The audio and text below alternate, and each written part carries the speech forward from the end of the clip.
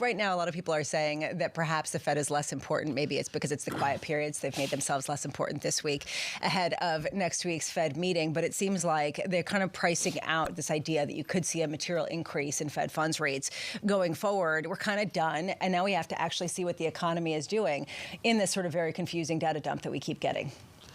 No, I think that's right. I mean, I think the die is cast for the Fed to probably not do anything at the meeting that's upcoming. What they do going forward is remains to be seen.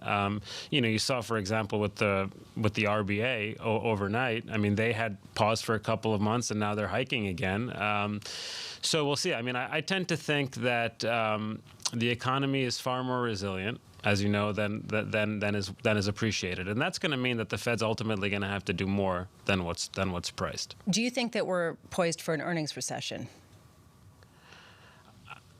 I mean, we're poised for one. We don't have one. I mean, I think that I think primarily that what's actually driving the market is earnings expectations, which have generally been improving over the last few weeks. I mean, one of the things I feel like I've learned so far this year is that when people talk about breadth and so, I mean, these are just coping mechanisms for why you've been underperforming.